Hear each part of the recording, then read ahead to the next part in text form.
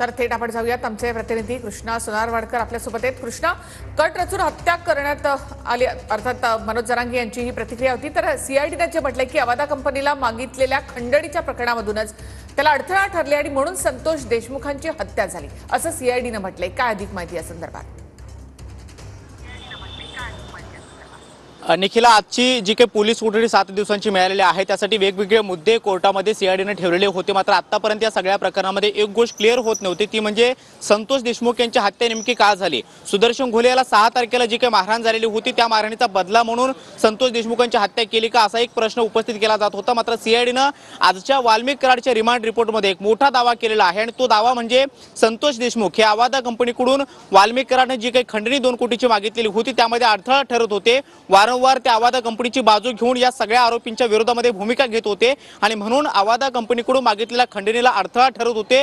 म्हणून संतोष देशमुखांची वाल्मिक कराड आणि त्याच्या सहकाऱ्यांनी कट रचून निर्गुणपणे हत्या केल्याचा एक दावा जो आहे तो एसआयटीनं आपल्या रिमांड रिपोर्टमध्ये केलेला आहे। जवळपास 9 ते 10 मुद्दे एसआयटीनं कोर्टामध्ये मांडलेले होते आणि त्याच्या आधी हा एक मोठा दावा एसआयटीनं यामध्ये केलेला आहे की खंडणी प्रकरणामध्ये अडथळा ठरत होते म्हणूनच संतोष देशमुखांची हत्या वाल्मिक कराड आणि त्याच्या सहकाऱ्यांनी केलेली आहे। कारण अवादा कंपनीचे जे काही अधिकारी आहेत त्यांना वारंवार धमक्या दिल्या गेलेल्या होत्या आणि अवादा कंपनीचे प्रकल्प अधिकारी असणारे शिवाजी थोपटे यांना सुद्धा थेटपणे वाल्मिक कराडने धमकी दिलेली होती। त्याच्या कार्यालयामध्ये बोलून त्यांना धमकावलेलं होतं आणि 2 कोटींची खंडणी मागितलेली होती। मात्र या सगळ्या प्रकरणानंतर 6 डिसेंबरला ज्यावेळी वाल्मिक कराडच्या सांगण्यावरून सुदर्शन घुले हा अवादा कंपनीच्या प्रकल्पाच्या ठिकाणी गेलेला होता आणि तिथे गाडला। या सगळ्या प्रकरणामध्ये मोटिव्ह स्पष्ट होतोय हत्येचा आणि त्यामुळे केस आणखी स्ट्रॉंग होते।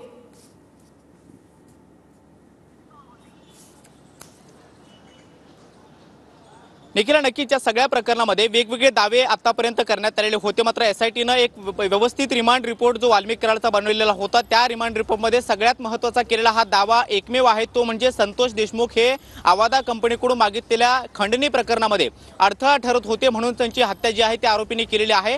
वाल्मिक कराड आणि त्याच्या सगळे जे काही यामध्ये आरोपी आहेत त्यामध्ये सुदर्शन घुले आणि विष्णू चाटे आहे या 3 जणांमध्ये हत्येच्या आधी आणि हत्येच्या नंतर असा अनेक वेळा संभाषण झाल्याचा सीडीआर जो आहे तो सुद्धा मिळालेला आहे आणि हे सगळे सीडीआरची रिपोर्ट जे आहे ते एसआयटीने आज कोर्टामध्ये सादर केलेले आहेत आणि त्यानंतरच मकोका कोर्टानं एसआयटीने जे काही पुरावे ठेवलेले आहेत त्या सगळ्या पुराव्यांचा विचार करता या वाल्मिक कराड या आरोपीला 7 दिवसांची पोलीस कोठडी जी आहे ती सुनावलेली आहे। मात्र या सगळ्यामध्ये एक मोठा दावा हाच आहे की संतोष देशमुख हे खंडणी प्रकरणामध्ये अडथळा ठरत होते म्हणूनच त्यांची हत्या करण्यात आलेली आहे। कारण 29 तारखेला म्हणजे घटनेच्या जवळपास 15 दिवस आधी वाल्मिक कराडनं 2 कोटींच्या खंडणीसाठी प्रयत्न जे काही धमकीचा फोन आहे तो विष्णू चाटेच्या फोनवरून संजय शिंदे जे अवादा कंपनीचे प्रकल्प अधिकारी आहेत त्यांना केलेला होता आणि त्यानंतर त्यांच्याकडे खंडणी सुद्धा मागितलेली होती। मात्र यानंतर सुदर्शन घुले हा 6 तारखेला प्रकल्पाच्या ठिकाणी गेला आणि तिथे सुद्धा मारहाण झाली। संतोष देशमुख आणि मस्ताजोगचे सगळे ग्रामस्थ या आरोपींच्या विरोधामध्ये उभे ठाकलेले होते आणि त्यांनी या सगळ्या आरोपींना आव्हान दिलेलं होतं।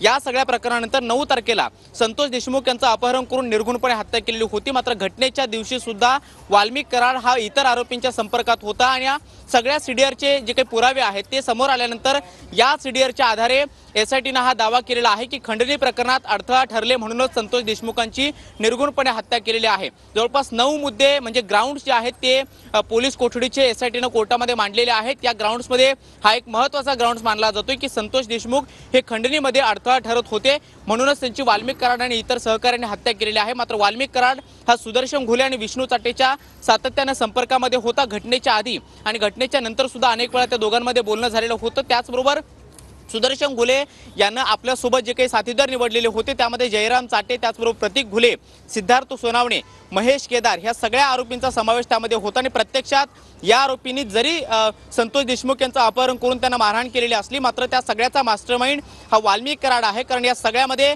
वाल्मिक कराड हा विष्णू चाटे आणि सुदर्शन घुलेच्या सातत्याने संपर्कामध्ये होता आणि या सगळ्या हत्येचं कारण जे आहे ते आता एकमेव असल्याचं सीआयडीकडून सांगण्यात येतंय ते म्हणजे संतोष देशमुख या सगळ्या खंडणीमध्ये अडथळा ठरत होते। कारण अवादा कंपनीला सातत्याने धमक्या देऊन सुद्धा अवादा कंपनीनं कुठल्याही पद्धतीची खंडणी न देण्याचा निर्णय घेतलेला होता, खंडणी दिलेली नव्हती आणि म्हणूनच मस्ताजोगचे सगळे ग्रामस्थ आणि मस्ताजोगचे सरपंच संतोष देशमुख यांनी सुद्धा जी काही भूमिका आहे ती या सगळ्या आरोपींच्या विरोधामध्ये घेतलेली होती आणि म्हणूनच 6 तारखेला जो काही वाद झाला त्या वादाचं कारण पुढे करत या आरोपींनी खंडणी प्रकरणात अडथळा ठरणाऱ्या संतोष देशमुखांची अपहरण करून निर्घृणपणे हत्या केलेली आहे।